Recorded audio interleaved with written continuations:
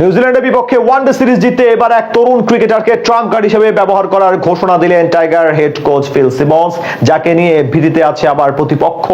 গতির ঝড় তুলে ইতিমধ্যে বিশ্ব ক্রিকেটে আলোচনা সৃষ্টি করেছেন তিনি।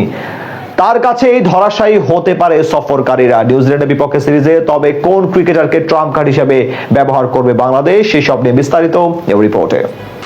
ওয়ানডে ফরম্যাটে বাংলাদেশ বরাবরই দুনিয়ার অন্যতম সেরা দলের একটি। নিউজিল্যান্ডের বিপক্ষে সেই পূর্ণ শক্তিমত্তা নিয়েই মাঠে নামবে লাল সবুজ প্রতিনিধিরা। তবে সেখানে সবাইকে ছাপিয়ে এক ক্রিকেটারকে নিয়ে আলোচনা হচ্ছে সবচেয়ে বেশি, যাকে কিনা টাইগার হেড কোচ নিজেদের ট্রাম্প কার্ড হিসেবে বিবেচনা করছেন। অন্যদিকে ওই একই ক্রিকেটারকে নিয়ে আলাদা পরিকল্পনা সাজাতে ব্যস্ত প্রতিপক্ষ দলের টিম ম্যানেজমেন্ট।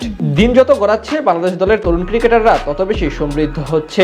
বিশেষ করে টাইগার পেস ইউনিট এখন জগতের অন্যতম সেরা। সেই তালিকায় বড় নাম নাহিদ রানা। বল হাতে গতির ঝড় তুলে রীতিমতো ক্রিকেট দুনিয়ায় টক অফ দ্য টাউনে পরিণত হয়েছেন তিনি। সদ্য পাকিস্তান সুপার লিগে দুর্দান্ত পারফরমেন্স করে এসেছেন রানা। বল হাতে একাধিক রেকর্ডের মালিক ছিলেন এই পেস বোলার। তার চেয়ে বড় কথা, পাকিস্তানের বিপক্ষে টাইগারদের সর্বশেষ সিরিজেও প্লেয়ার অব দ্য সিরিজের পুরস্কার পেয়েছিলেন তিনি। সেখান থেকে রানার মতো একজন পেসার নিশ্চিতভাবে ভীতির কারণ হবে প্রতিপক্ষের জন্য।